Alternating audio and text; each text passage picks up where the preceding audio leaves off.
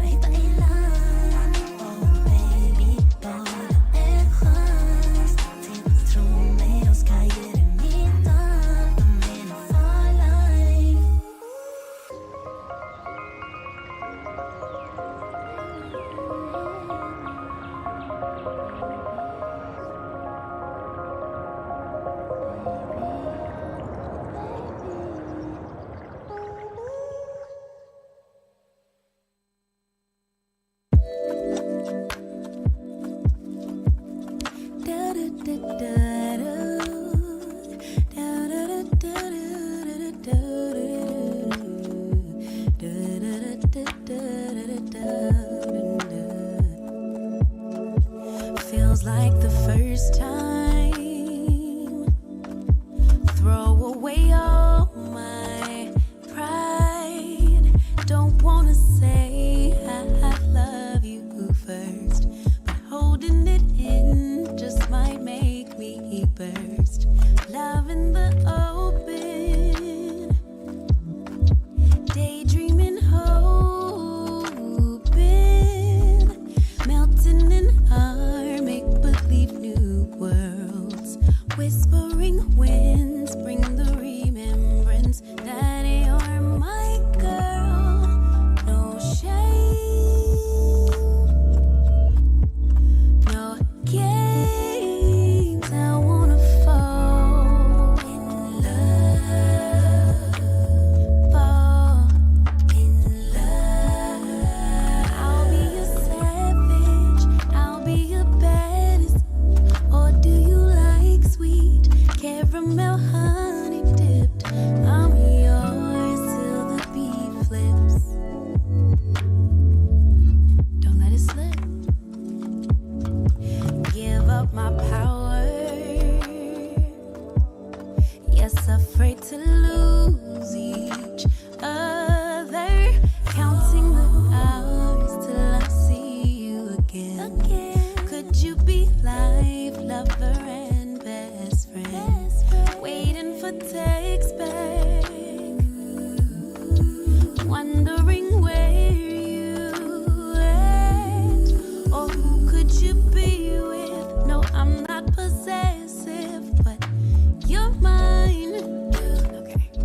I'ma let you live, no shame. No shame, no game. I wanna fall in love, vulnerable in love. Do you want classy? Do you want nasty, babe? I'll give you options. I'll be a perfect day. I'm yours till the night fades. Whoa, don't let it fade. No shame and no game. I wanna fall vulnerable in love. Giggling softly. Could you be laughing at me, or we just giddy? Butterflies flapping in me. Don't stop what you're doing. Yeah, what you doing to me?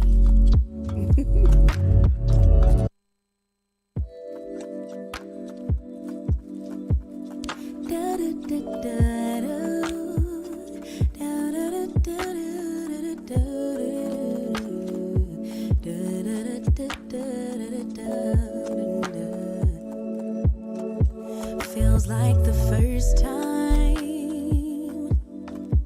Throw away all my pride. Don't wanna say I love you first, but holding it in just might make me burst. Love in the open, daydreaming, hoping, melting in our make-believe new worlds. Whispering winds bring the remembrance that you're my girl. Well. I gotta turn the music down. Hi, everybody. I hope you can hear me. Yep, looks like it's working. Hey, good damn morning. I hope you're having a wonderful one. It's Thursday, FTG Thursday. You know how it goes. We have plenty of news stories to talk about.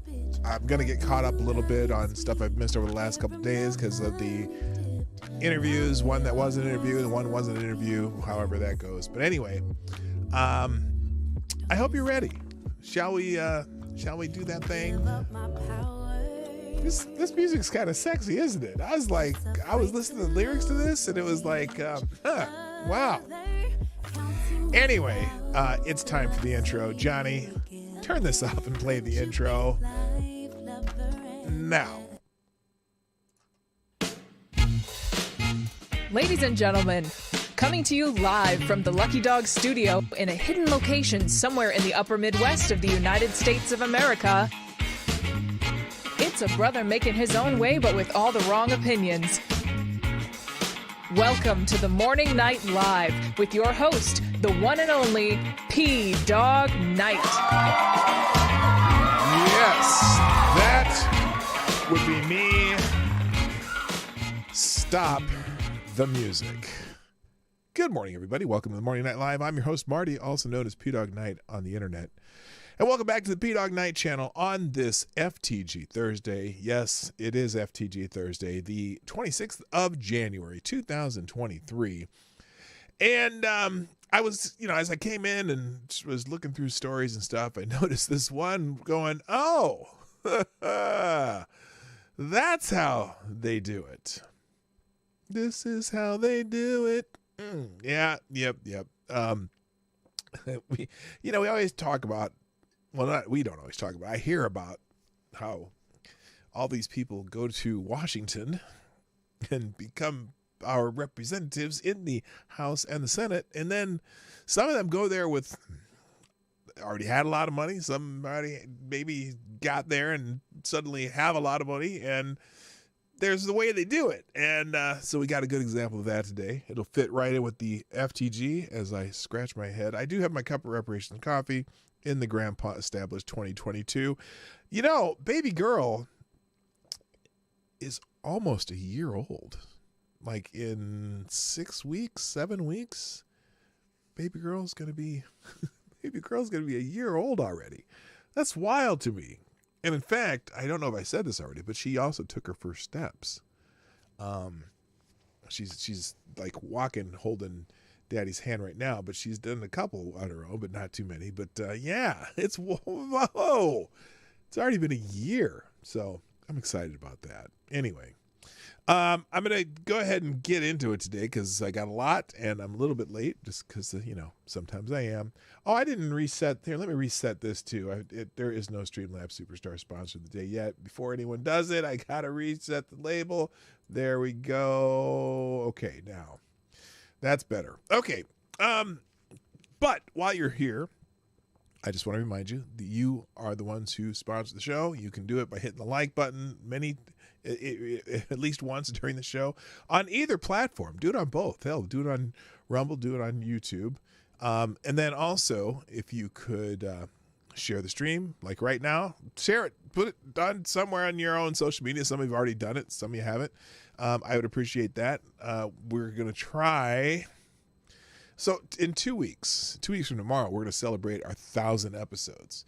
Whether that's the exact 1,000th episode or not, I would have to skip one episode to do that, which I may do. I may take a day off in between now and then because I got a lot to prepare for that day. I'm going to bring in a bunch of guests that day. So anyway, what was I talking about? Oh yeah. So if you could share the stream, we're going to try to. I want to bring in a lot of people in that day, and hopefully we're going to try to get 1,000 people watching the show. Now that's a stretch. I think the biggest show that I've ever had. I think we had the most we've ever had watching at one time was 600. And there was a point during that stream with Nick Ricato where we had 600 people watching. I want to make it 1,000. So I'm inviting a whole bunch of people. Hopefully they'll bring people with them and all that, and we'll see how it works. But you can help this particular stream by sharing it on your own social media. And if you're watching a replay, just put a comment in the comment section because it's too late to get people watching it now, but you could still share the stream. That's just it. You can share the stream no matter what because it turns into a video and it's posted on YouTube and Rumble, and that's that. So, and also make sure you're following me on YouTube and Rumble just in case. You just never know. I thought about it the other day, and when I was talking with Shu before our stream, and I still don't know what happened to Shu. She's disappeared. I haven't seen her online. I haven't seen her on Twitter. and I haven't been able to reach her. And so I hope she's okay. If you happen to see this, I hope you're doing fine. But anyway, when I was talking to Shu, we were talking about offline, because we didn't ever do the show online. We were talking about the election in 2020. And Shu has some opinions about that could possibly get me one of those suspensions if we happen to talk about it on YouTube. And I was thinking, gosh, that could happen anytime. So if you're not following me on Rumble, or at least if you're not following me on Rumble, follow me on Locals. That's even more important, because I will put everything I'm doing on Locals. If something happens, if I get the yeet from YouTube, you will be able to find me on Locals to get the slowdown on what's happening. I don't know why my ear is just so bad. It's killing me. So make sure you're following me on Locals and Rumble and Odyssey, anywhere else that it might be. I'm on a bunch of different platforms, but it's just good to have an alternative, just to be safe. Anyway, speaking of Rumble, first over on the chat, in the chat of Rumbles, Mr. Avocados Diabli, who gets the bell. Thank you for being here. And also, good morning to Mike Savage, Blarg, Jimmy Das Hotep, and our good friend TC over on Rumble. A bunch of people watching over there. Got 16 people watching over there, and I got about 16 on YouTube. It's kind of even over here. On YouTube, first in the chat was also, well, Avocados Diablo's doing double duty. We got first. Also, good morning to Hig in the home base in Florida. Tyrannus Alexandrius Tremerlich. Tyler Alexander, good morning. TC's over on YouTube. Also, Jesse Leon, good morning. Somnambul Nation. Maddie's in the house. And also, good morning to, let me skip down. Aaron Meredith, hello. Good morning also to, these are all, y'all the same. Y'all been chatting a lot. That's what it is. Y'all the same people down here. Black Hebrew Israelites in the house. That's right. Good morning also to... Is that it? Wow, where is everybody? What's going on here? Good morning, Rock Hopper, friend from Down Under. Nice to see you. And H.P. Lovecraft. And that's... okay, well... People are somewhere else today. Oh, there we go. My favorite Canadian Jaeger ponies in the house. Infamous one. Unacceptable views. Spidey Man. And that looks like about everything. Oh, Gulf City DCC 182, a.k.a. Blank, and Zach Osborne's in the house, a.k.a. Plague Dr. Zach. All right. Hello. Good morning. So let's just, in the infamous words of Philip DeFranco, let's just get into this. But by the way, I am going to do a separate stream all about Eliza Blue. Now, probably it's going to be tomorrow afternoon. I'm talking with the guy who has that thread. I don't know if you're not familiar with Eliza Blue. Eliza Blue is the woman. She's a anti-human trafficking advocate. Something like that. That's probably the best way to say it. She's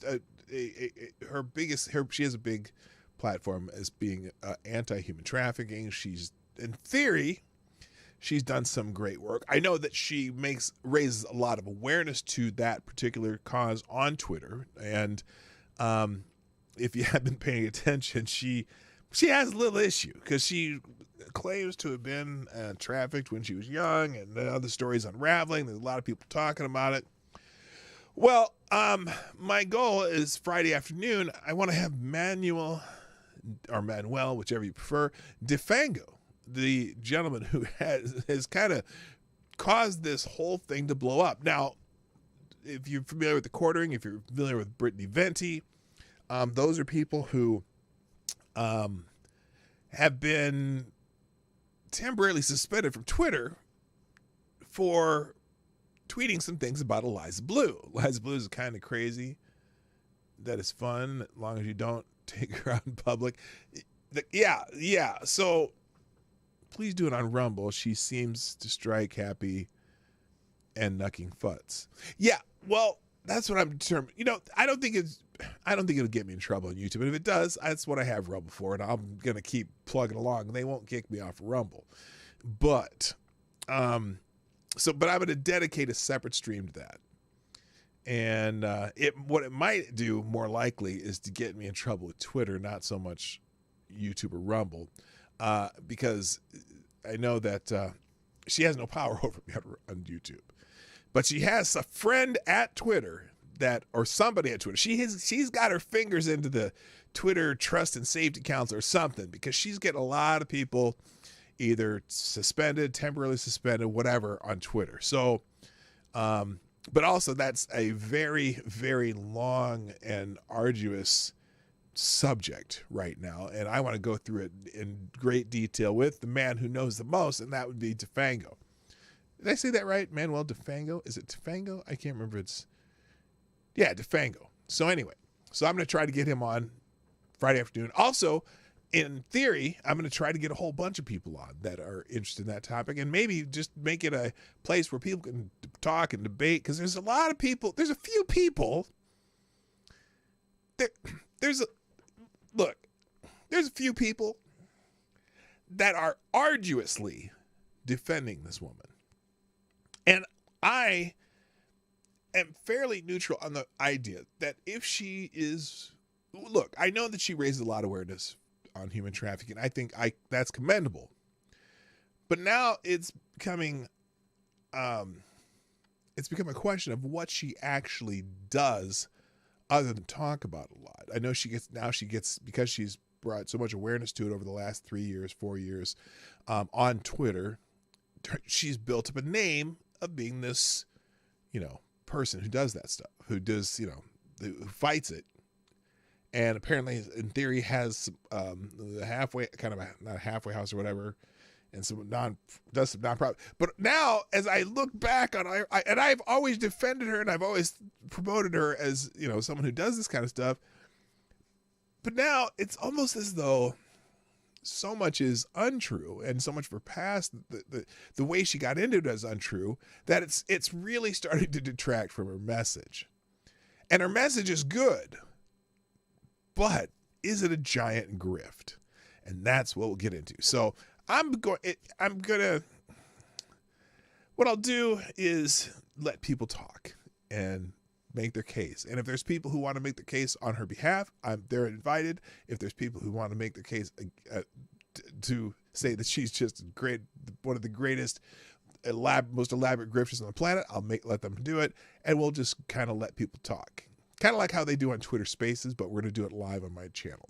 And so I'm trying to set that up for tomorrow afternoon. Probably would be 4 o'clock Eastern time, and it will go for however long it goes. And I'm going to invite a bunch of people. If they show up, great. If they don't, still going to talk with Manuel about it. So that's the goal, and I'm trying to set that up with Manuel. So we'll see what happens. That's that. All right. Let's get into today's topics, because there's a whole bunch going on. So first, oh shoot, I should probably get rid of that. I don't need that. Quick thank yous though to Somnambul Nation, Jimmy Das Hotep. Let's see who else. Wise Takes and Tyler F for retweeting the show. I appreciate it. Let's talk about the main topic right away though, because this popped up this morning on my feed, and I even changed the name of the show because of this. Adam Schiff's running for his Jewish anti-Senate seat. Oh gosh, don't start that now. Anyway, is he going to run for Nancy's Senate or not Nancy? What's her name? Who's the one that's who's also brain-addled in the Senate for California? The hell's her name? Not Barbara Boxer's already long gone. What the hell's her name? I can see her face. All right, you guys will tell me. The one who had the Chinese chauffeur that was a spy. I don't know why I'm blanking out. Anyway, Nancy Pelosi's in the news, though. That she's not running for the Senate. To be more specific, they're all brain-addled. This is true. God, what the hell's the California senator's name? That's Michelle Bachmann. That's Dianne Feinstein. That's it. Michelle Bachmann was a congresswoman from Minnesota. Yeah, Feinstein. Anyway, that's not who we're talking about. We're talking about Nancy Pelosi. So apparently, they changed the title of the stream to "How Politicians Get Rich" because of this article that I saw. Now I'm only showing the Daily Caller article, but there were several. It's out there several places This right here, right here, right here. Nancy Pelosi and her husband sold Google stock last month, 1 month before the Department of Justice announced an antitrust lawsuit. Now, I don't know that. Does Nancy have some inside information? Democratic California Representative Nancy Pelosi and her husband Paul, who, I got some updates on him too, unloaded more than $1.5 million in Alphabet stock. Now, Alphabet is the company, the official company name for Google, or owns Google or whatever. 1 month before the Department of Justice announced an antitrust lawsuit against the tech giant. Wow, that's convenient. Hello, Lord Stanhope, by the way. The Pelosi's sold 30,000 shares of Alphabet, the holding company for Google, and several other firms. On December 20th, 21st, and 28th, they received between $1.5 million and $3 million for the total sale, netting capital gains of more than $600. What? Wait, they only got $600 in capital gains off that? According to a financial disclosure from Pelosi filed January 12th, the DOJ announced its lawsuit against Alphabet on Tuesday, which would have been the 24th of this month. Now, Pelosi's office didn't immediately respond to the Daily Caller's request for comment on the matter, and this is the website that tracks Nancy Pelosi's disclosures, Nancy Pelosi Stock Tracker. The DOJ officially opened up a lawsuit against Google to break up its ad technology monopoly. Pelosi sold $3 million worth of Google just 4 weeks ago. So the DOJ lawsuit alleges that Google has systematically bought out competitors and used its advertising to promote its own products. Alphabet stock dropped $2.71 on Tuesday, but has risen $6.04 since Pelosi sold her stock. During her tenure as Speaker of the House, Pelosi opposed legislation that would rein in congressional stock trading. She argued that members should be able to buy and sell individual stocks since the U.S. has a free market economy. Yes! Miss corporate or lockdown madness and shoot up your Fauci juice because we tell you to, says that they should be able to buy and sell stocks because they have a free market economy. Legislation Pelosi approved of and introduced by fellow Democratic Representative Zoe Lofgren would not force members to place stocks in truly blind trust, according to ethics experts. Now, the Pelosi's have faced scrutiny for their stock trades throughout Nancy Pelosi's time in Congress. They bought and sold millions in NVIDIA stock ahead of a bill that subsidized the American semiconductor industry with $280 billion. Republican Missouri Senator Josh Hawley introduced the Pelosi Act on Tuesday, which would require lawmakers to place their stocks in blind trust or forfeit them to the U.S. Treasury. Now, I don't necessarily believe that people in Congress should have to forfeit their stocks to the U.S. Treasury, but it maybe they probably should have just a kind of conservatorship or something that forces them to not be able to do the insider trading shit. You know what I mean? I'm sorry, that's just silly. Nancy sold a lot of losses. Tech got wrecked, and her San Francisco area is all tech. Well, in this one, if she'd have held on to it at least a little longer, they'd have made some money. But I got a feeling that once during this this possible breakup, I think she might have got out just in time. I don't know. We'll see how it happens. Let's see. Good morning. Why are you so angry? Who says, now notice how many criminals come from California via East Coast. Happy Thursday. I'm not sure what that means, but yeah. So anyway, that caused me I don't know why that caused me to change the name of the stream, but let's move on. Oh, by the way, it is FTG Thursday. FTG Nancy Pelosi. There we go. All right. Let's move on because there's some other big tech headlines. One of them is, now this is not necessarily an FTG, but I want to, there's a follow-up to the story that I'm about to show you. Donald John Trump apparently is going to be reinstated at Facebook and Instagram. Yay, right? Yay! Mark Zuckerberg to end the suspension of Donald Trump from Facebook and Instagram. Let's see. Now, let's go into the article here because there's a couple humorous things here. Okay, say people over there. Facebook, now known as Meta, will reportedly end former President Donald Trump's suspension from its main platform as well as Instagram following an announcement made at the beginning of January that it would decide on reinstating Trump in the coming weeks. Well, they've decided that that's going to happen.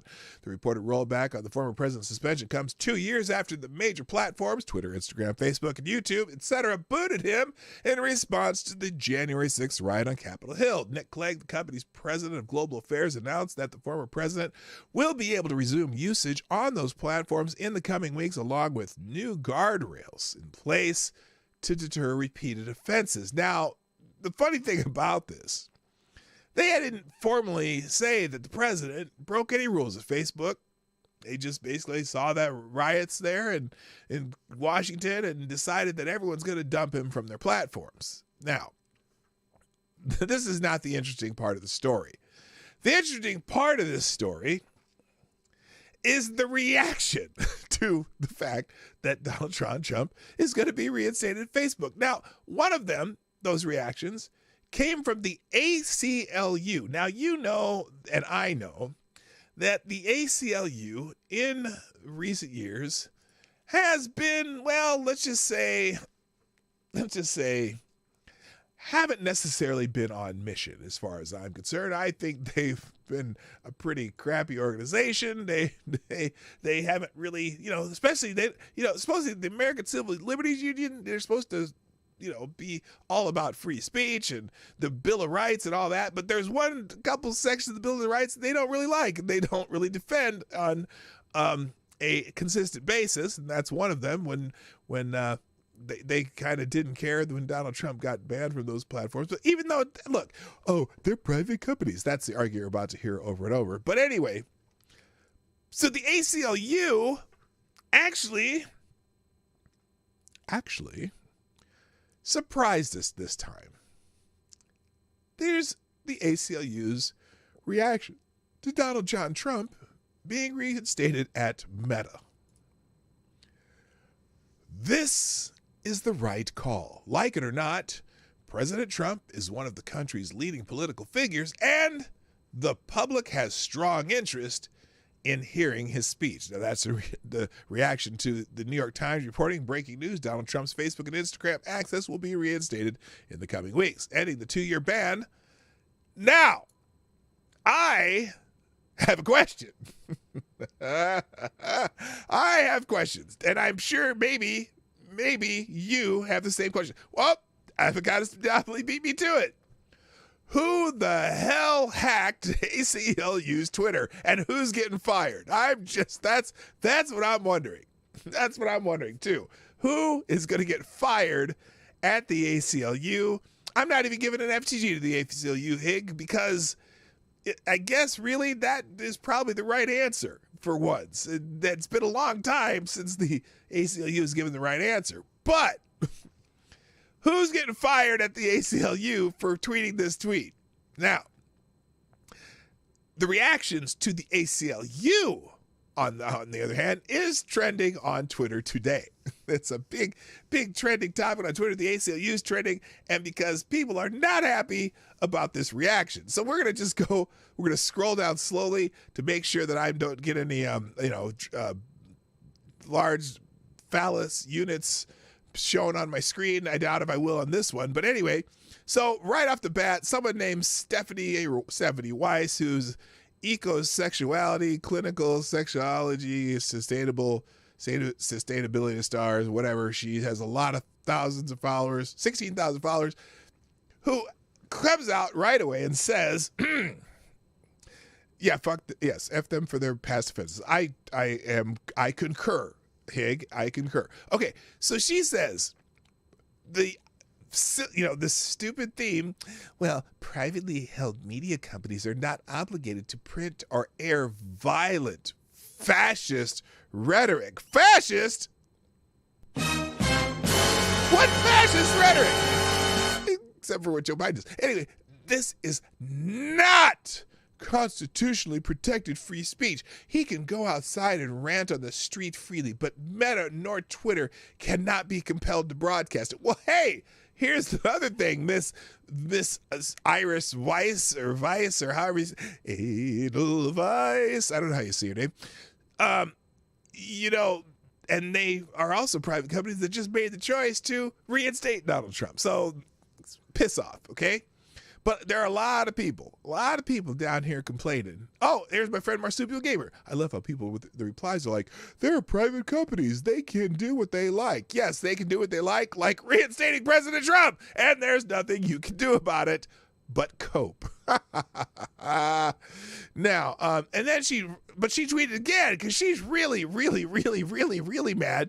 And she says, you've entirely lost the thread. You will never receive another donation from me. Oh no. You're never going to receive, the ACLU is never going to receive another donation from Stephanie Iris Weiss. Oh, I'm sure they're just distraught and destroyed and everything's just so bad. And I'm so sorry for the ACLU.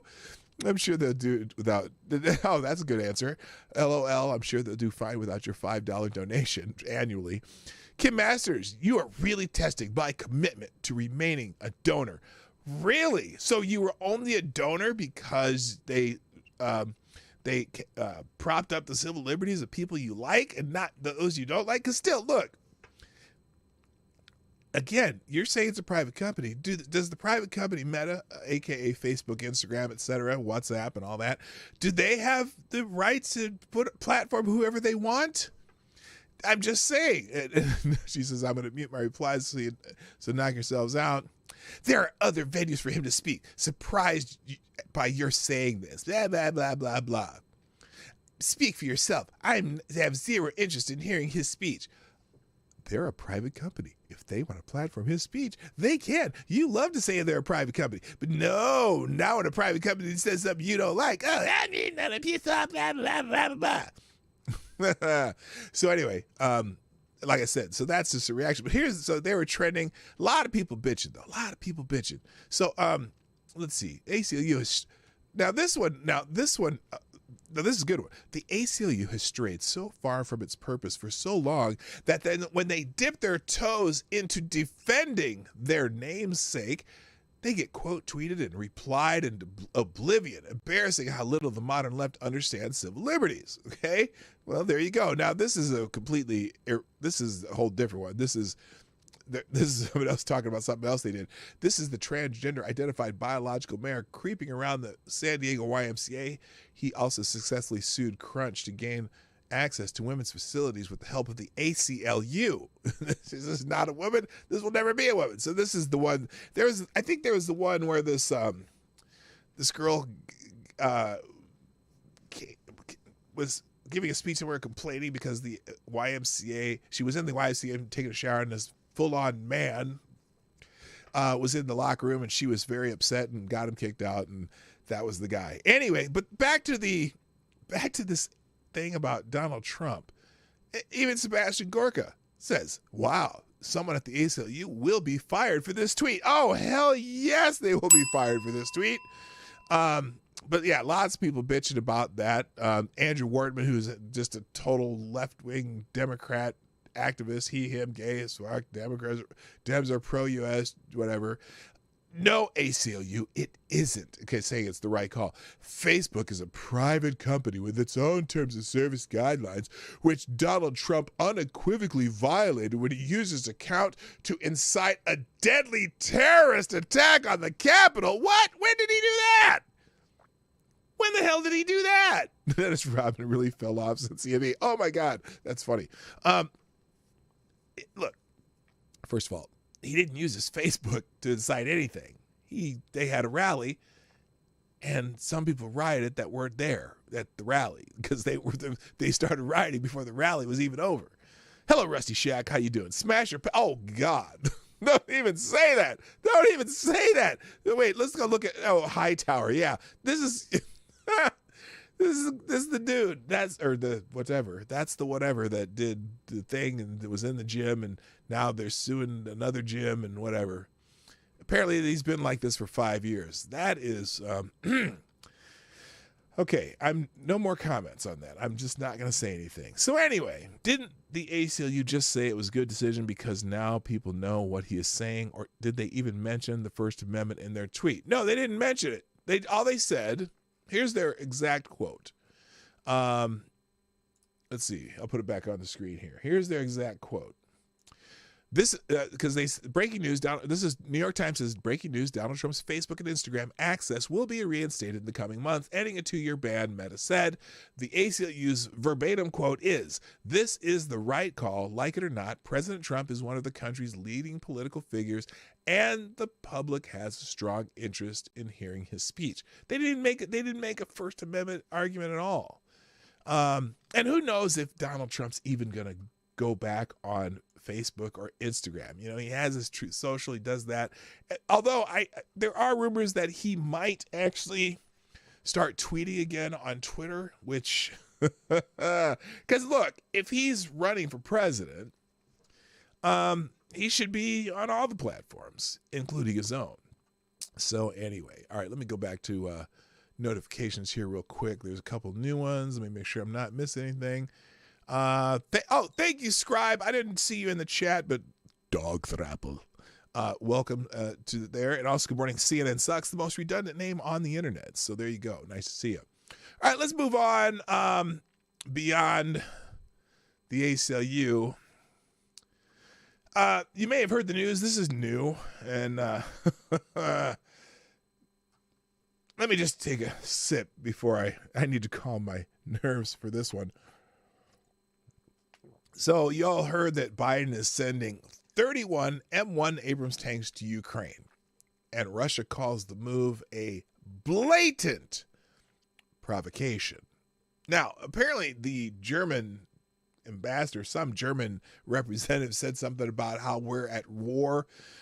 Russia's at war with Europe, which I haven't quite figured that out yet because I didn't realize Russia expanded their attacks deeper into the greater Europe. I'm pretty sure that they are only fighting with a non-NATO country, although Ukraine is, I suppose, technically in Europe. I don't even know. Is Ukraine part of the... Yes! Is Ukraine part of the EU even? I'm not 100% sure. I know it's... Anyway, let me just stop speculating before I say something stupid. President Joe Biden announced the U.S. would send 31 M1 tanks to Ukraine, following similar moves by European nations. He told Russia not to view the tanks as an offensive threat. Wow, man. In remarks at the White House on Wednesday, President Biden said the tanks would enhance the Ukrainians' capacity to defend its territory and achieve its strategic objectives. He said the delivery of the tanks shouldn't be seen by Russia as an offensive threat, contending that they are intended to help Ukraine defend itself. Now,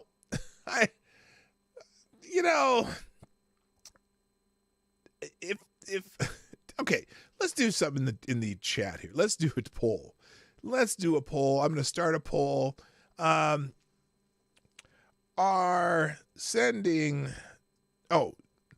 I'll just do this. Do you think Ukraine's new tanks will only be used defensively? Because here's the thing.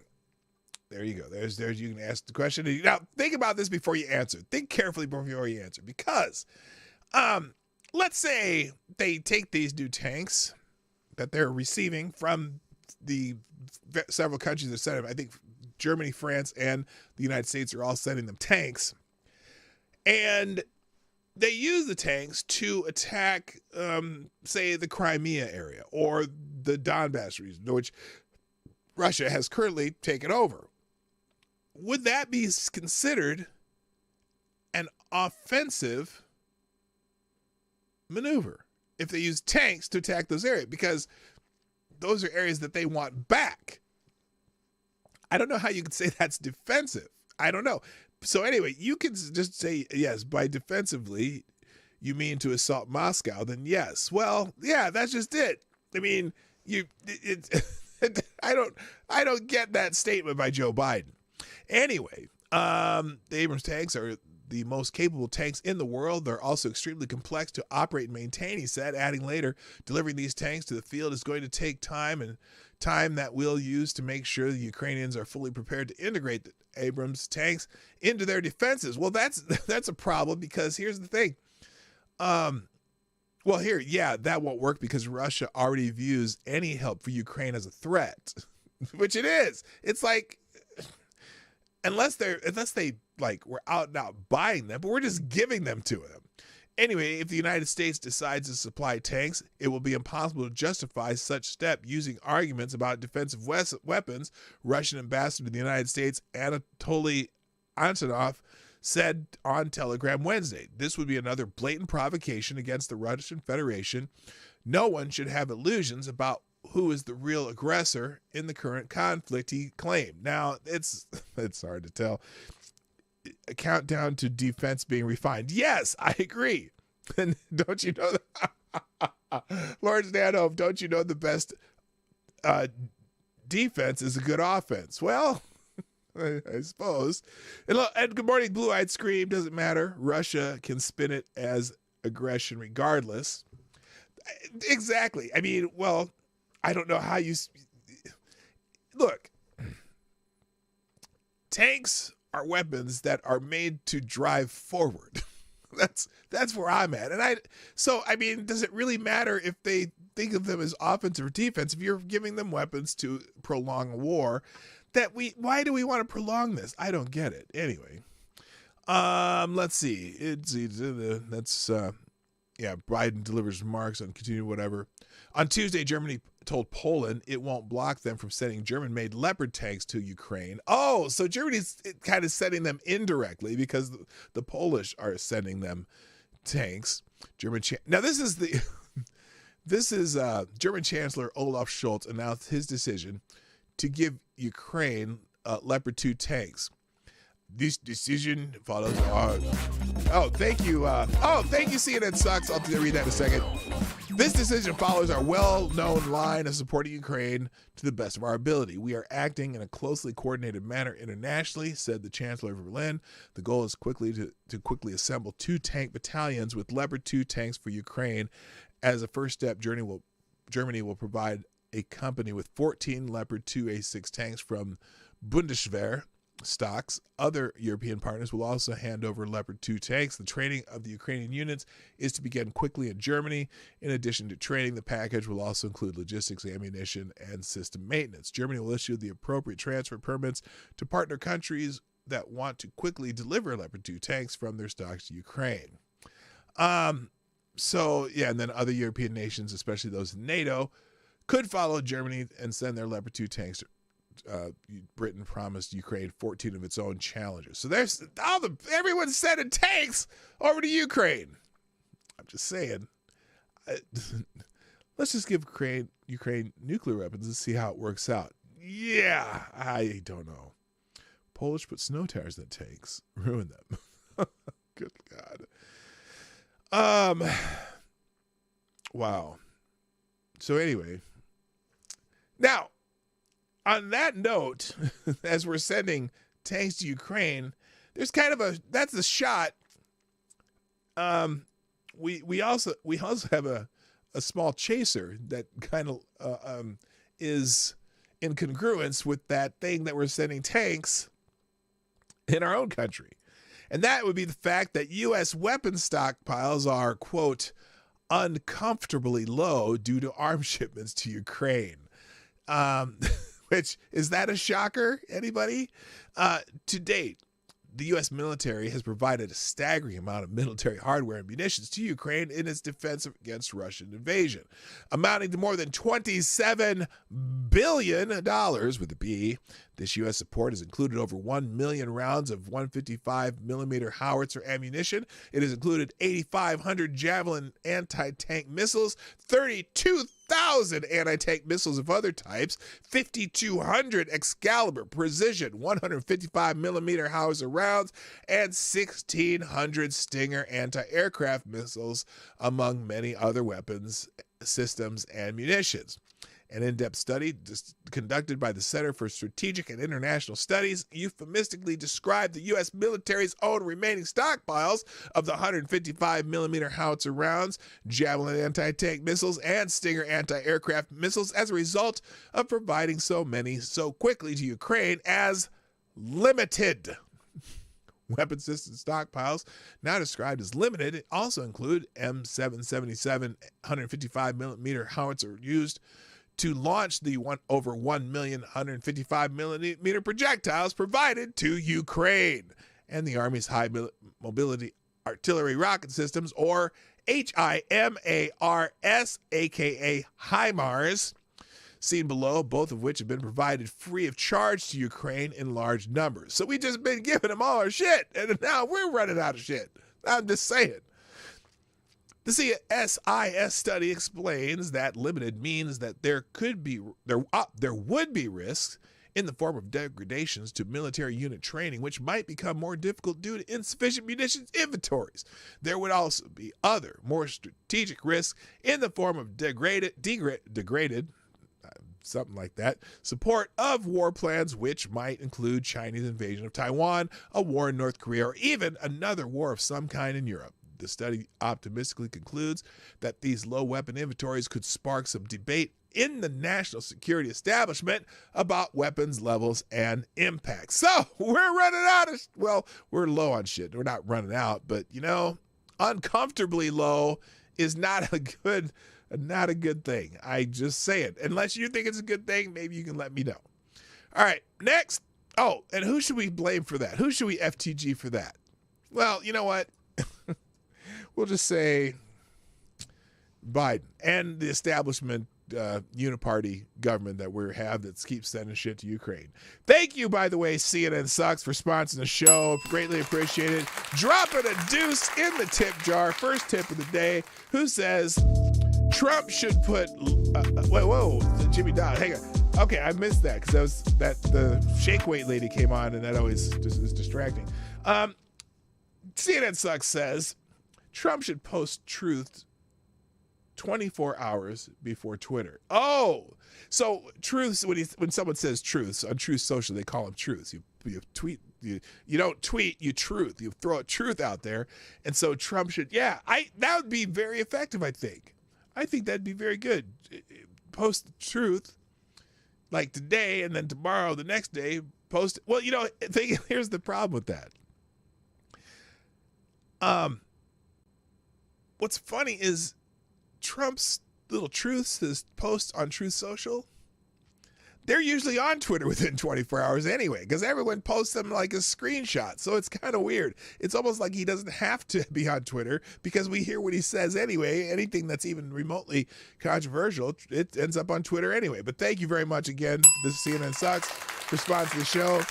Also, thank you, Jimmy Das Hotep, who dropped almost a Hamilton in the tip jar. And Jimmy Das Hotep, you are the new Streamlabs Superstar sponsor of the day. Thank you, sir. Jimmy Das says, uncomfortably low stock supplies due to weapons left in the Middle East. Actions have consequences. Fighting a proxy war with Russia will have them too. U.S. tax dollars don't need to be spent on this civil war. That's kind of my take on it too. I know a lot of people are very supportive of the Ukraine thing and have the little Ukraine flags in their Twitter bios and Facebook and shit. I always say, though, if you have a Ukraine flag in your Twitter bio, but you don't have an American flag in it, I'm wondering why. And, you're so patriotic for Ukraine and protecting Ukraine's borders. I just say, we got a border that has some issues too. So anyway, but I know some people, that's a very touchy subject. Some people are like, oh, you don't support democracy if you don't support Ukraine. I'm like, well, you don't, you're not supporting our democracy right now. So anyway. All right. Now, another piece of news that we've missed over the last couple of days, if you haven't heard, Adam Schiff, the pencil-necked one, and Representative Eric Swalwell, I was going to say Fang's Thang, and Ilhan Omar have been removed from some committees in the House of Representatives. The former two from the Intelligence Committee, and the Ilhan Omar from the Foreign Policy Committee, because Kevin McCarthy has pulled a Nancy Pelosi, removing certain people from the other party from committees, which he just said, you know what, hey, fuck him. Anyway, so that's and look, Adam Schiff is kind of a leaker of classified information, a selective leaker of classified information. Eric Swalwell is national security risk, and Ilhan Omar, I don't even know what to say about her. She's anyway. So the White House, though, has decided to defend at least one of them. In this clip, the White House claims that anti-Semite Ilhan Omar has foreign policy expertise. Now, here's the clip. This is Latrine Jean-Pierre explaining why Ilhan Omar should have been left on the Foreign Relations Committee. Maybe if it's any reaction from you from the White House about Speaker McCarthy's decision to keep Representative Schiff and Swalwell from the Intelligence Committee? So I'll say this. Representative Schiff, Representative Swalwell, and also Representative Omar are expertise and bring a lot to the table when it comes to foreign policy and national security. And we'll say this, we'll say that. We'll say she can't think of anything. She's just making it up as she goes along. That committee, it should not be politicized. Oh, really? Really? The committee should not be politicized. There was what was that thing about January 6th? They had about a bunch of people in there talking about January 6th, and the Republicans wanted to put some people on there, and Nancy Pelosi said, no, you're not putting those people on there. But when he said, well, I can't put my own people on there, we're just not going to add any on there. And then Nancy Pelosi said, well, I'm just going to put whatever people I want to, and I'm going to find the most anti-Trump people I can find to put on it, and I'm going to put them on there, but I'm not putting any of your people on there. And then also, she did it with committees when she came in the House. She's like, well, we want these people on these committees. She said, no, we're not having who you want on your committees, on our committees, because they're our committees, because we're in control. We're not going to let your people be on our committees, even though they're our committees, but they're our committees because we're in control now. So Kevin McCarthy, because traditionally, see, the parties got to choose who they wanted to put on committees, and then whoever's running the House Speaker, whatever, would just say, okay, these are the ones you submitted. Okay, we'll put them on there, and we'll put the ones we submitted on there, and let's just all get along. But, Nancy Pelosi said, no, I'm going to pick and choose who's going to be on committee. So now Kevin McCarthy has, this is called what do we call it? This is the, what's the dude from, it's the Harry Reid rule, right? It's the Harry Reid rule. The Harry Reid rule is, if you're going to change something and change the rules for something, just remember that when you change those rules, those same changes in rules are going to apply to your stupid ass when the other party is in power, because you're not going to be in power forever. Well, the Harry Reid rule has been applied in this case by Kevin McCarthy. So anyway, what else did she say? It should be independent. And of what? Again, those congressional members bring a lot of expertise to that committee. They bring a lot of havoc to the world. All right, so anyway, if you're going to change rules, change them back before you lose power. Well, maybe he should do that. But see, this isn't even a rule. This is an unwritten rule. But those other rules, I think, like they are, for example, Kevin McCarthy is changing rules that Nancy Pelosi changed when she got the speakership back to how they were before she got the speakership. I think the couple of them that they did, but they are turning them back. And And so we'll see if they stick this time. Who knows? All right. We're going to move on. What else I got? Hang on. This is another. Now this is interesting. This is just kind of. Oh, by the way, did I say it yet? Did I say it? FTG, latrine, FTG, White House. Close enough. All right. No, that wouldn't work. I was being facetious. Your opponent will just change it when they have the power too. The initial change is where it all goes tits up. Well, I know, but they did change some rules back to what before pre-Pelosi rules back to what they were. Like when that group of Republicans decided to hold out on Kevin McCarthy's nomination, one of their demands, for example, was to change the rule on being able to put in a bit of no confidence on the speaker, which before Pelosi, you only needed one member from your party to do it. And she changed it to like 6 or 7 or some shit like that. And that was one of the concessions that Kevin McCarthy made, that he would change that rule back. So, you know, and that doesn't necessarily benefit Republicans or Democrats, but it does. In fact, it probably hinders McCarthy a little bit. But anyway, all right, let me close out this poll. Yes, 89% said that the Ukrainian tanks will not only be 11%, they will be only used defensively. 88% said no.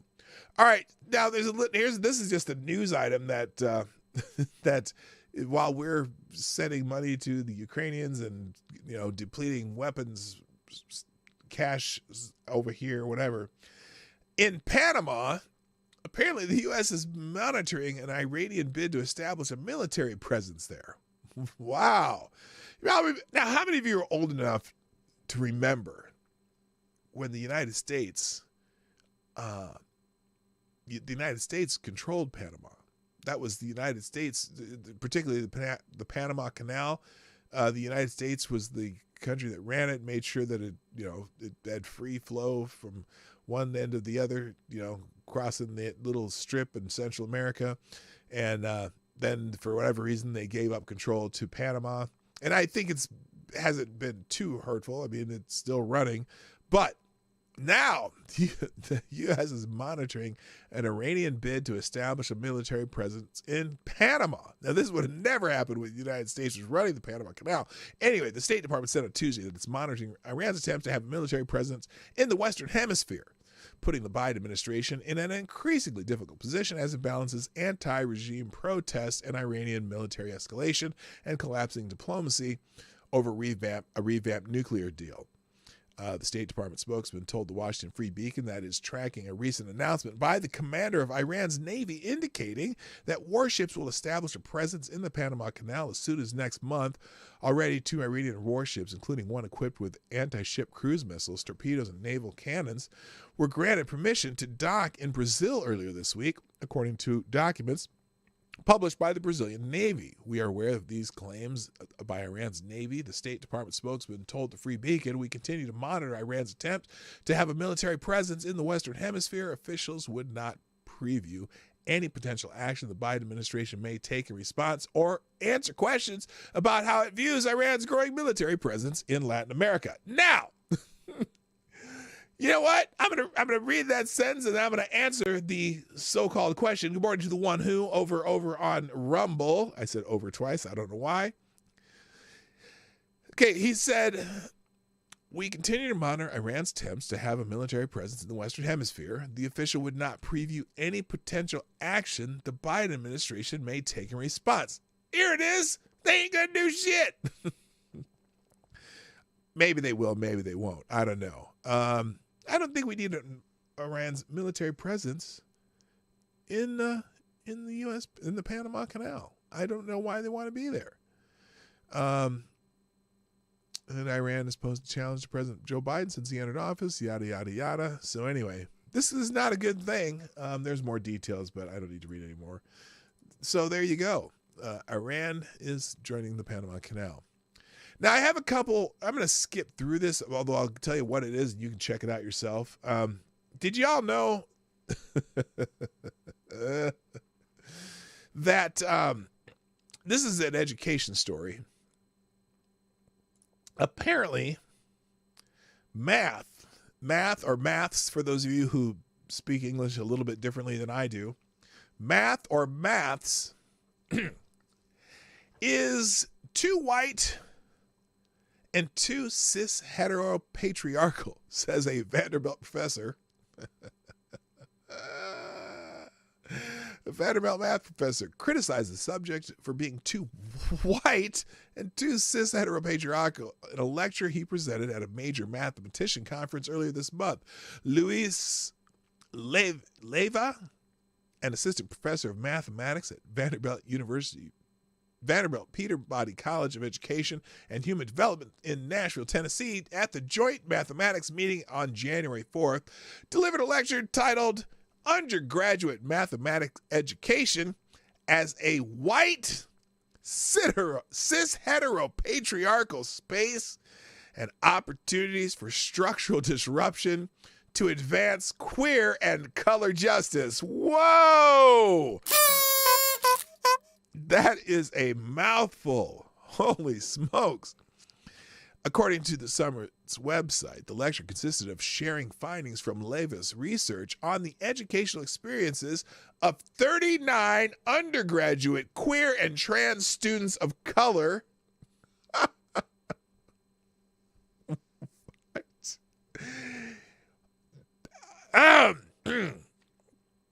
Pursuing STEM majors across historically white and minority-serving universities in the United States. Now.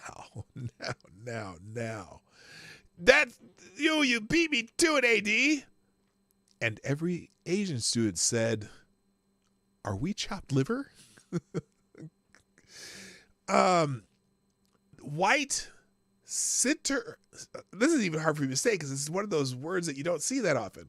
White, cis heteropatriarchy is not, this is not the professor, is not a word in the English dictionary. Toronto's York University defines the term as a, quote, system of power and control that positions cis straight white males as superior and normative in their expression of gender and sexuality. Now, are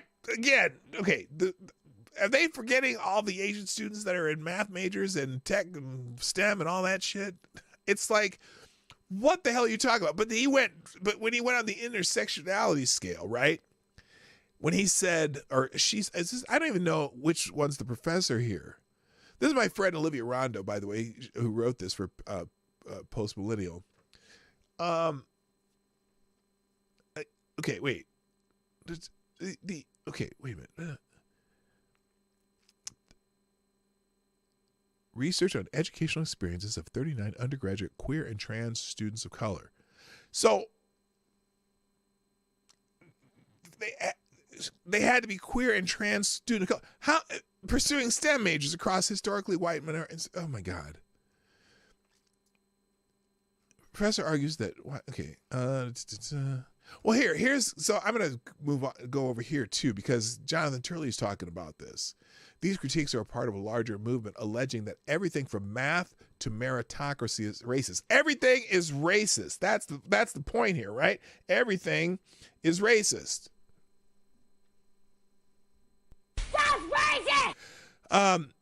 The latest controversy centers around a lecture by Louis Levia, an associate professor for mathematics education at Vanderbilt. So he has a whole article on this too.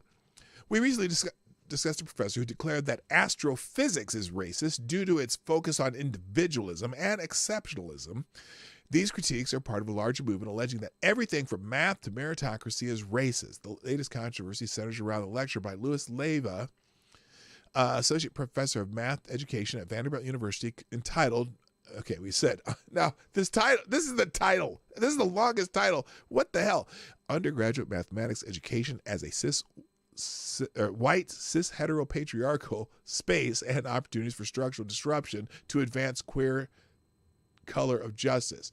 Now, in other words, math is racist, a racist field of study advancing white, male, straight, conforming, assigned to sex, conforming to assigned sex individuals. Okay, so again, it's part of a growing movement across the country. We previously discussed the view of University of Rhode Island and Director of Graduate Studies of History, Eric Loomis, that, quote, science, statistics, and technology are all inherently racist. Things that are objective, right? Others have agreed with that view, including denouncing math as racist or a tool of whiteness. No, math is why you can go across a bridge most of the time and it doesn't collapse. Math is why when you go to your bank and there's money in it and you put X amount of dollars in it, that you can take X amount of dollars out. That has no color to it other than green. And then there are also calls for the decolonization of math as a field.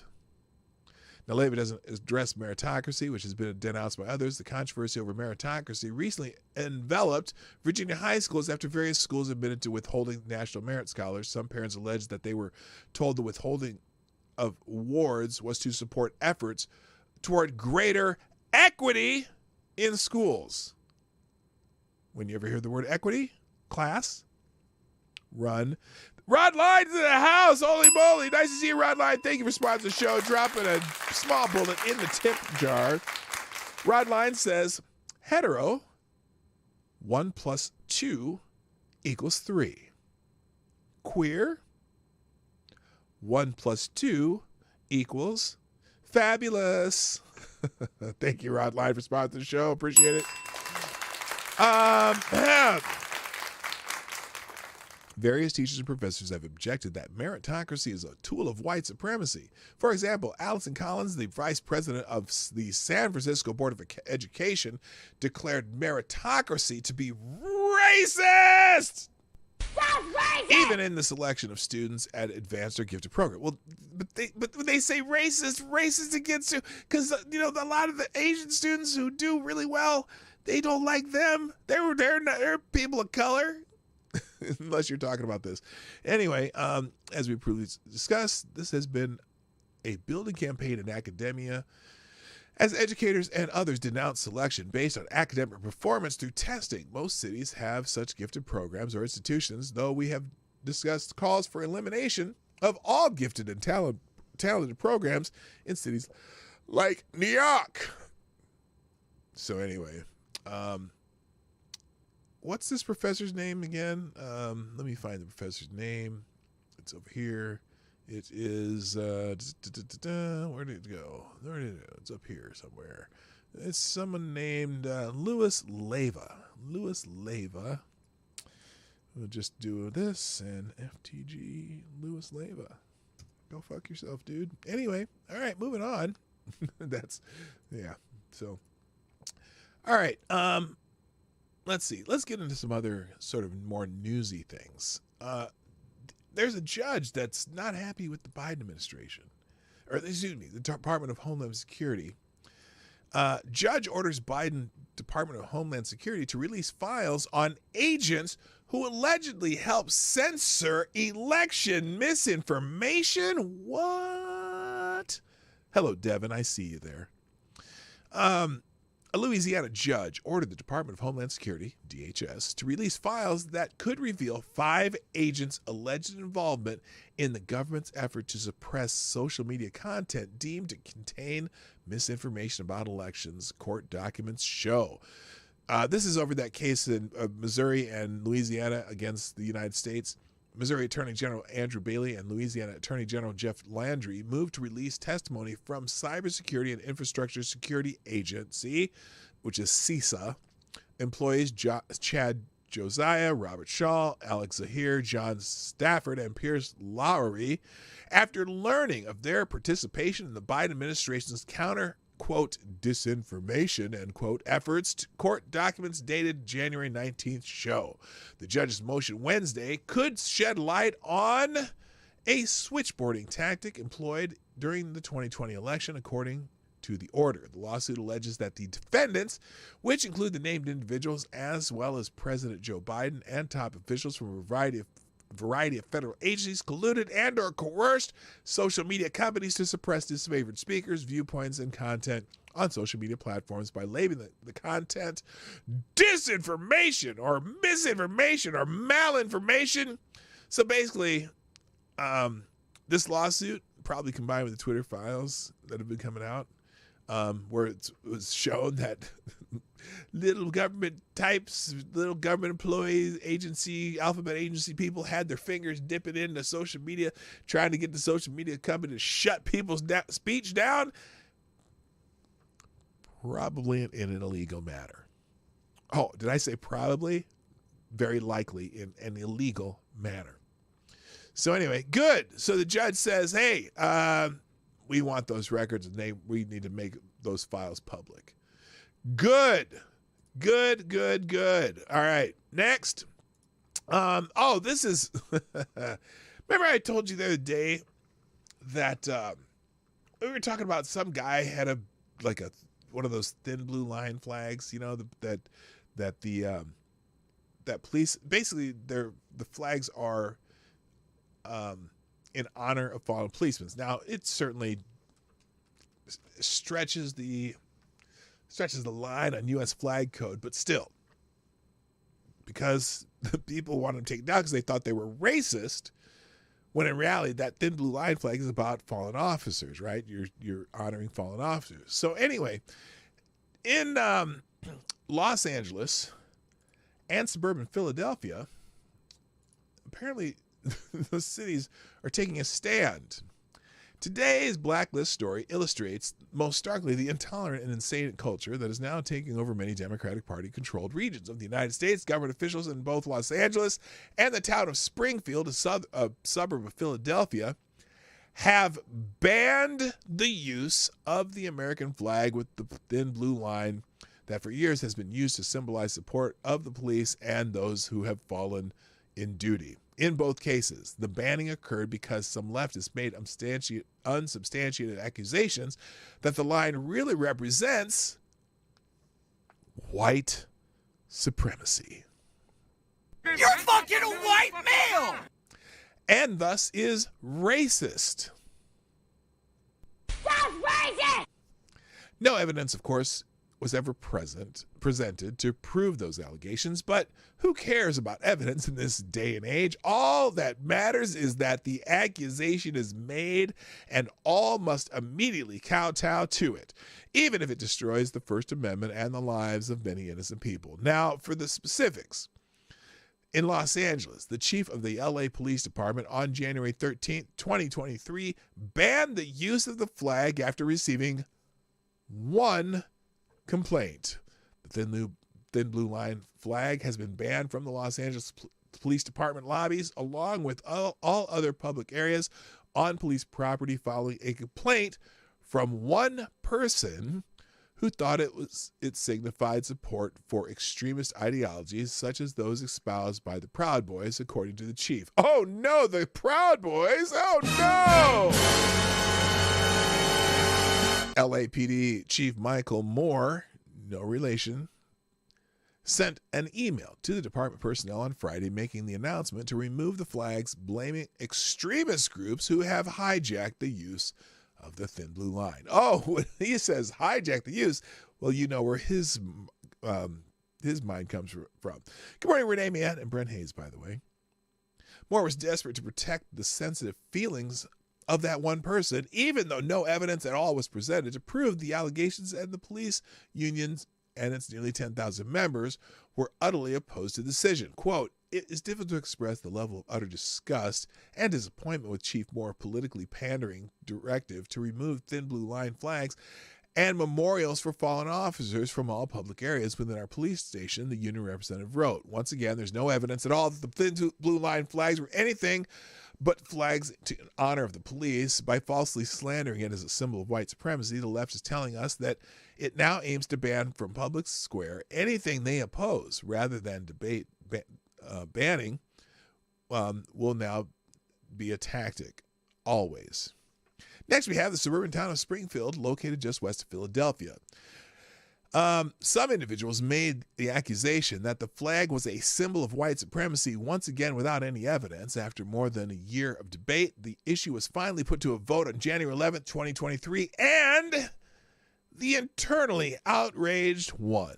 After hours of public comment Wednesday night, the Springfield Township Board of Commissioners voted 5-2 to approve a resolution banning the thin blue line on an American flag that the township's Police Benevolent Association has adopted as a symbol. Critics call the image widely used in public events to honor fallen police officers a symbol of white supremacy. The argument carried the day. Thin blue line cannot be seen on township property, on police uniforms, or on their bodies, tattoos, while on duty. Wait a minute. What do they have a tattoo that's exposed? Do they have to like cover it with like duct tape or something? Anyway, or on township property in the Montgomery County. So anyway, hello, Brad Young, by the way. That certainly calls for, wait a minute. What happened here? Oh, Brent Hayes and Brad Young are here. I was like, that looks weird. So anyway, FTG LA and, well, I'll just say Philly, even though it's not Philly. Thank you, Black Hebrews Alive, for sponsoring the show. That's right. Is that nutty professor named Clump? Oh, from the last story. Yeah, no, it was not the Clump. I didn't see the actual name of the professor. It wasn't Clump. No, it was not. Anyway, thank you very much, Black Hebrews Light, for dropping a deuce in the tip jar. All right. Now I got to speed up because I didn't realize how slow I was going, and I'm way, way behind. Where am I at here? Let's go. Oh, so remember the little riots they were having down in Atlanta? Because, they were going to build a police training center in this wooded area. Well, it would have been a formerly wooded area. They were going to, excavate a small wooded area and build a police training facility. Well, some activists with black masks and black clothes and, Antifa, decided that they didn't want them to build a police training center, which they gave the moniker Cop City. They did not want them to build a Cop City, a training area in this place, So they decided to occupy this little forested area, this wooded area. And so when the police came to clear them out, because the construction people were tired of waiting and doing their job, the police came to clear them out. And one of the protesters, the forest, forest preservers, fired a firearm shot at one of the officers, striking the officer, and the officers returned fire and killed the guy. Well, then Antifa decided to have their night of rage, which we talked about the other night. Well, now it turns out some of these, they're calling them terrorists because with their night of rage, some of them turned out to be children of privilege. We've already learned that the vast majority of the Antifa insurrectionists who terrorized Atlanta over the weekend and have occupied the future site of a public safety training facility for months hailed from nowhere near Atlanta. Shocker. But there more we learn about the Antifa criminals who attacked cops and did damage all over downtown Atlanta, we realize they were not oppressed minorities rising up against the system. Turns out the Atlanta terrorists are largely children of immense privilege. Take, for example, the rather evil-looking Francis Carroll, whose name WSB misspelled below, the guy who allegedly lit a police cruiser on fire Saturday night. This dude. Carroll is from Kennebunkport, Maine. Oh, no! You all know, you've heard of Kennebunkport, haven't you? Isn't that where the Bush family lives? You know those guys. They're from Kennebunkport, Maine. Well, originally, that's their main home. Yep, that's the same Kennebunkport. That is the home to the Bush family compound. And we all know the towns with compounds are always fancy. He's the scion of a multi-million-dollar family that owns a yacht. So he's like, his grandpa's probably Thurston Howell and shit. He owns a mansion and a yacht. And he lived in his parents' mansion before coming to Atlanta to wreak havoc. Oh, so he lived at home. How special. Over at the New York Post, Andy notes that Carroll was among 6 people arrested and charged with domestic terrorism, aggravated assault, and other crimes on December 13th, following a string of property attacks around the area a carjacking and assault of officers. They were all bailed out by activists who crowdfunded their legal defense using Twitter. Oh, well, that's a good use of Twitter, isn't it? And then there's Serena Hertel. The Idaho native is a graduate of the $82,000 a year Pitzer College in Claremont, California. How has she made use of that high-dollar education? By facing charges of domestic terrorism, aggravated assault, and criminal trespass in Atlanta. How about Ivan James Ferguson, the 23-year-old Nevada native who is a clarinetist who performed with orchestras up and down the West Coast before throwing it all away to interfere with the safety of a city 2,000 miles away? Ferguson studied at the swanky San Francisco Conservatory of Music, which should serve him well in jail. How about Emily Catherine Murphy? Native of Grosse Isle, Michigan. Oh, I know what that is. Doesn't quite have the posh upbringing of some of these other terrorists, but at age 37, she does have the life experience to know better. However, she had a high ranking in Al Gore's Climate Reality Project organization, which served as her gateway drug to eco-terrorism and vegan activism. So anyway, let's just say that there's a few more, I think, here, which you can watch, but let's just say that it's some of these Antifa people come from very privileged backgrounds, or they're child molesters, one of the two. Anyway, moving on. Now, I mentioned Adam Schiff earlier, the pencil-necked one, although his neck's getting kind of fat there if you look at this picture.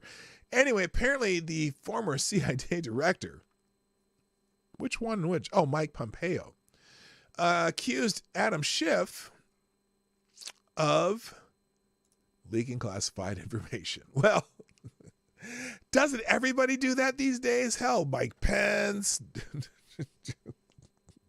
Donald Trump, Joe Biden, everyone has classified information. But anyway, former Trump administration official Mike Pompeo accused Representative Adam Schiff, Democrat from California, Pencil-neck, of leaking classified information. Fresh allegation was made after Speaker Kevin McCarthy blocked Schiff's appointment to remain on the House Intelligence Committee, where he served as chairman for the last 4 years. Quote, during my time as CIA director and Secretary of State, I know that he leaked classified information that had been provided to him, Pompeo said on Fox News. He did not offer specifics, but he insisted the problem was bad enough to restrict what we shared with Congress. Yes, because normally, you look at classified information, they bring it in a locked briefcase into a SCIF, and then you go in the SCIF, and everyone can look at it, and then they put it back in the briefcase, and everyone has to leave, and then they remove the classified information from the SCIF. A SCIF is a room that's secured and with no camera, sound, booby trapping, anything like that. And but somehow stuff that Adam Schiff got to see in private ended up in the domain that was not a SCIF. So anyway, and that's why they. So he said this on what is it? Was it Fox and Friends or some Fox show? Who knows? I'm not paying attention. But that's probably one of the reasons that Kevin McCarthy doesn't want him on the Intelligence Committee anymore, because he's a lying, cheating bastard. But you know what? It is FTG Thursday. At least we can give him a proper FTG. Adam, Schiff, FTG. There you go. Next. Speaking of classified documents, we saw some evidence that Hunter Biden might have had some access to classified documents. Did we read that story yesterday? I don't know. Let's see. New questions have been raised as to whether or not Hunter Biden had unauthorized access to classified information after a lengthy email was discovered in his abandoned laptop. The laptop from hell. Biden already faced a special counsel investigation and a congressional probe surrounding his mishandling of classified documents, but the situation has become a lot more serious after Miranda Devine wrote a column this week in the New York Post regarding an email dated April 12th, 2014, sent by Hunter Biden to his former business partner, Devin Archer. The email provided 22 detailed points with, quote, research, end quote, regarding Ukraine. Classified documents about Ukraine were among those discovered at Biden's home and office. Hunter Biden lived with at his dad's Wilmington, Delaware home after his divorce. the same home where the classified documents were stored. An email raises red flags, or the email raises red flags because of the way it was written and the amount of detail it contained that Hunter Biden likely would not have known about had he not been made privy to the classified information. So they link to the Post article. I suggest you read that and just give you a little snippet here from it. But, oh, it's the whole Biden family is getting in on the game today. FTG, Hunter Biden. All right. We're going to do lightning round to finish out since I'm running out of time here. Oh, by the way, Kash Patel, the former Trump administration official, also thinks that Hunter Biden's access to classified documents should concern everybody. Yes, they should. A two-tiered justice system in our country has never been more evident than in the recent weeks when, following revelations regarding President Biden's reported criminal mishandling of classified documents. Yet, we hear empty epithets from Merrick Garland and Christopher Wray at things like traditions and principles spewed from the Vaughn and halls of justice. These two government gangsters and other so-called defenders of national security have created a system that destroys justice rather than upholding it by applying their meaningless traditions and principles to the Biden investigation. This is an editorial from Kash Patel. Anyway, he basically, the gist of this, we should be very concerned if Hunter Biden's access to dad, while his dad was vice president, got him special treatment and even classified information on a pseudo-ally, a country that we deal with in a foreign relations manner. And there's no reason that Hunter Biden should have had any inside information whatsoever. In Legal Insurrection Day, usual suspects used Pence's classified doc story to absolve Joe Biden, but not Trump. So also, as you know, probably or heard that Mike Pence self-reported that he also may have had some classified documents in his possession that just happened to be in his possession. Now, what's interesting is Donald Trump is defending Mike Pence. He made a post on Truth Social stating that Pence is one of the most honest people he knows and would never knowingly do anything wrong, which I think he's probably correct there. And before you say, oh, well, what about the election, blah, blah, blah. No, Pence was following the letter of procedure and probably didn't want to rock a boat because Pence is not known to rock a boat. You know what I'm saying? Anyway, we learned Tuesday that a lawyer for former Vice President Mike Pence had reportedly found some classified documents in Pence's Indiana home a week ago, and upon discovery, turned them over to the FBI. They, along with Biden's DOJ, have in turn initiated a review of the documents. Though Pence stated 2 months ago that he did not take any classified documents from the White House and made similar comments just a couple of weeks ago, he is the one who is said to have recently asked his legal team to conduct a search of his home, allegedly out of an abundance of caution in light of the Joe Biden classified documents scandal. Now, the other thing this whole ordeal may bring attention to is that our country classifies way too much shit that doesn't need to be classified. Just saying, but that's another story for another day.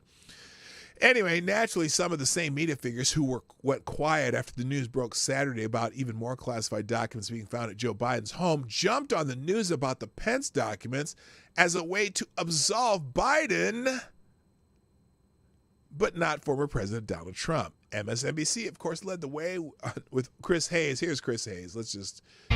Good evening from New York. I'm Chris Hayes. I'm going to admit that I literally laughed out loud today when I looked down at my phone and saw the New York Times news alert that classified documents had been found at the home of former Trump Vice President Mike Pence.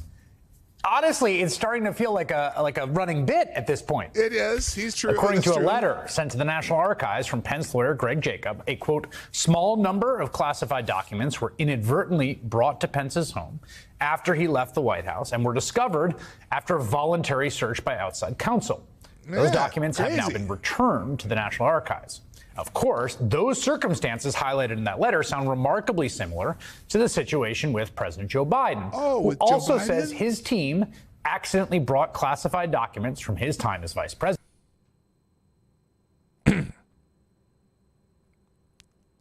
Accidentally. Out of the White House when he left back in 2016. Biden's team also flagged the government when the doc accidentally had him in multiple locations too. They had him in the closet, and you had him by his Corvette. They had him in a back room, and they're finding him all over. They probably got some in his socks, like Sandy Berger. They probably got some up in his hat drawer, and I don't know. Documents were discovered as part of a voluntary search and returned them to the archives. And of course, these searches are happening because of the larger Department of Justice investigation into Donald Trump's mishandling of classified and top secret documents. But of course, the circumstances there are very different. Oh, they're very different. As we noted on this show, from the outset of that investigation, accidentally retaining classified documents is not the issue. Okay, he's going to justify this, and I don't have time for it. But now, I just heard this. I heard it last night or this morning. Anyway, I just heard that now the National Archives is requesting that they do a document search for every living former president and White House official. They're going to, or every living president. Now, that means the Bush and Obama homes probably are going to get this same type of search treatment. And there's already, now Obama's documents, I think, are still in Illinois at where they're going to propose the Obama library. But I got a feeling that there are probably a lot of classified documents at both those homes. Presidents can remember, because they had some documents or some tape or something that they had to fight to get from Bill Clinton when he left office, something about some shit in his sock drawer or some stuff like that, or they found some classified information there. Oh, it was just in his sock drawer. It doesn't surprise me that presidents have some classified information within the papers that they take, and that's because we classify so many things that probably don't need to be classified. It's probably almost impossible. Like, for example, in that one of the things that they say was in the documents they took from Trump were personal letters between him and Kim Jong-un. Now, is that the type of document that needs to be classified if it was just a personal letter? It didn't have, I don't think they were personal letters. They were talking strategies or nuclear capabilities or anything like that. Just personal letter, but they classified it because of who it's from. Is that something that needs to be classified? And I'm sure that you're going to find the same types of documents with Barack Obama, with George W. Bush, with more. They'll probably find more Joe Biden's. They'll find more with Trump. And so sometimes when they say it's classified, it doesn't mean that it's something that's sensitive, something that needs to be top secret anymore. Although in the case of Joe Biden, as we just read, some of those documents may have been accessed by the former vice president's son and used in dealing with Ukraine. That, however, is probably the most egregious violation of the use of those classified documents. So it's going to be interesting to see how this pans out. I don't think anything's going to happen with Pence. I think the Trump ones, they're going to try to make it sound that, well, they already have tried to make it sound bad, but you notice you haven't heard much about it lately, even though they're going through them now. And if there was something really, really awful in the Trump documents, just like his tax returns, if there had been something really awful, we'd still be hearing about it. ad nauseum. We'd be hearing out it nonstop. It'd be just like, these Trump had this crap and he did this cheat and this and that, yada, yada. You're not hearing it because there's probably no there. So anyway, other headlines you'll see as you go through this. I'm got to be done. Paralyzed by athletes, school officials were warned about a gun 3 times before the 6-year-old shot a teacher. In that tragic event where the 6-year-old kid shot the teacher, apparently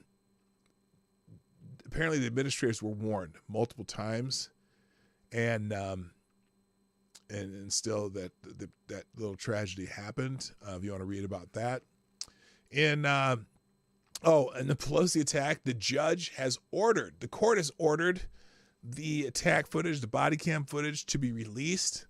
Now, I'm not sure if they're going to do some blackout or whatever, but a San Francisco judge has ordered the police body camera footage related to an October attack on Paul Pelosi be released. The order comes after a coalition of news outlets filed a motion to release the footage on January 11th. The coalition included outlets such as New York Times, Washington Post, and Fox News. The judge has granted that motion. So we're likely to see some of that footage sometime soon. I'm sure it'll be somewhere. So anyway, in legal insurrection, I don't even remember this teacher, Ramona Bessinger, who she was targeted for viewpoint discrimination.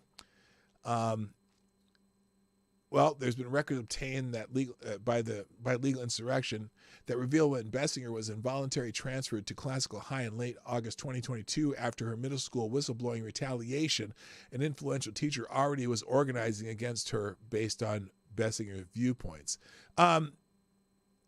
She was, let's see, what did she, I can't remember this one. So she blew the whistle on a new radical, on the curriculum at this school, right? They were basically, she reported to legal insurrection about they were doing, like, talking about critical race theory and things like that in this school. And so she basically became a whistleblower saying, this is what's happening in the school. And the school basically tried to fire her, and then she won a case against them. This is just an update to that story. So Legal Insurrection Foundation obtained over 175 pages of documents from the Providence School District pursuant to the public records request.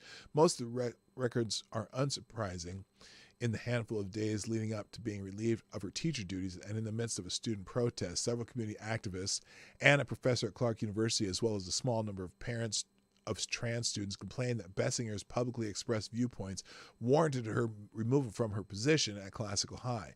While most of the documents are unsurprising and uninteresting, there is an important document that predates Bessinger even arriving at Classical High.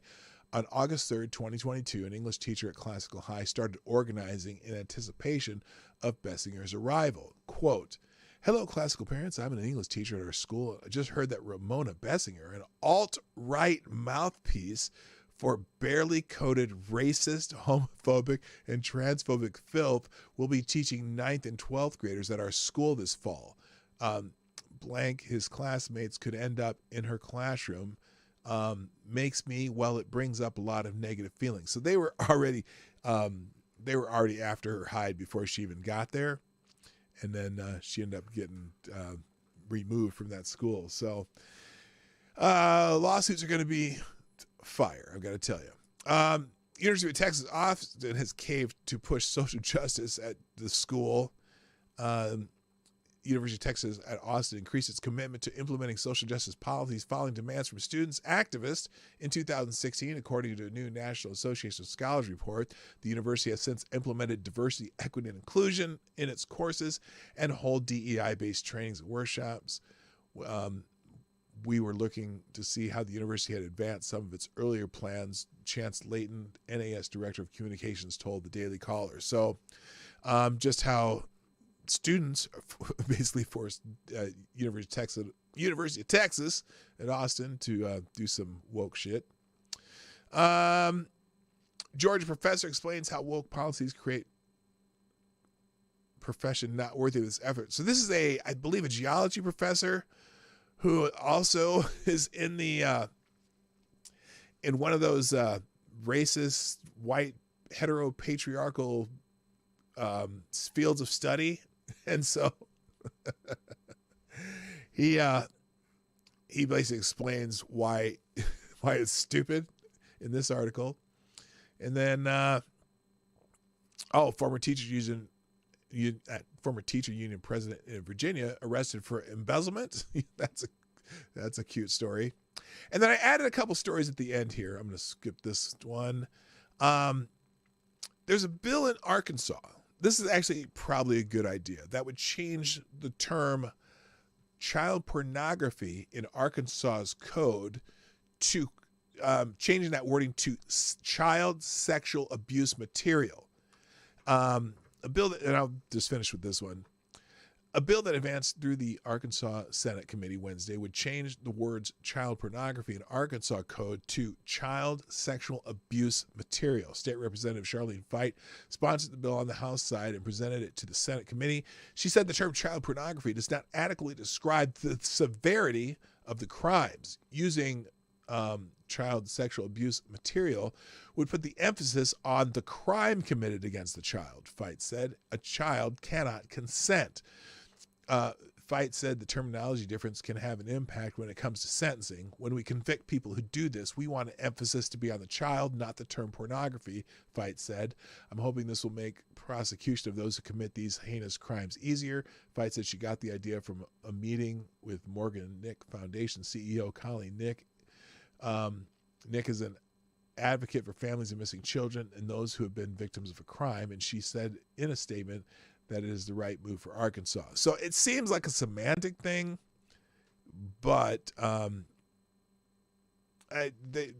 apparently, it does. It actually, when you do think of this, child abuse, that's the important part, because child pornography, it seems like it emphasizes the word pornography. Maybe it's a semantic thing, but I think it's useful. But this is one of the things, and the reason I pulled this out too is I got this from Liza Blue's Twitter feed.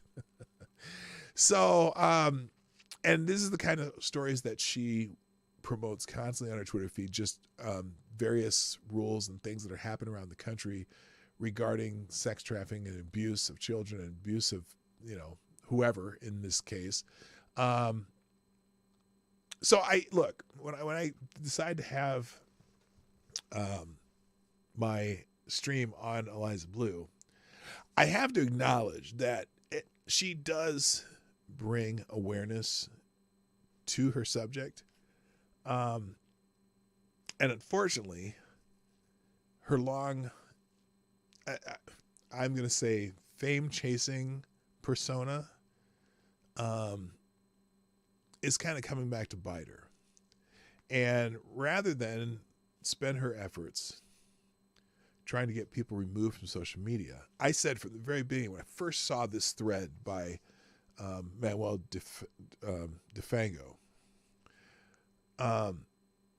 rather than trying to get it blocked or trying to get people kicked off of social media, how about just saying, yep, that's me, and this is what I'm doing now? If she would have just acknowledged it and moved on saying, look, that was me, but now this is my focus and I'm doing good work or something, doing something to bring awareness to this topic, and that's my mission now, this would have gone away.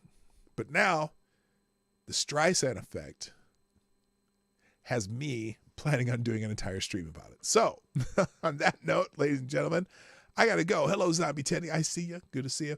So on that note, ladies and gentlemen, I got to go because it's that time. It's past that time. So I got to go. Thank you all for joining me today on the Morning Night Live. Drop a like in the Rumble and YouTube. Share the streams. And you can sponsor the show 24 hours a day, PDawgKnight.live. Thank you, Jimmy Das Hotep, for being the superstar sponsor today.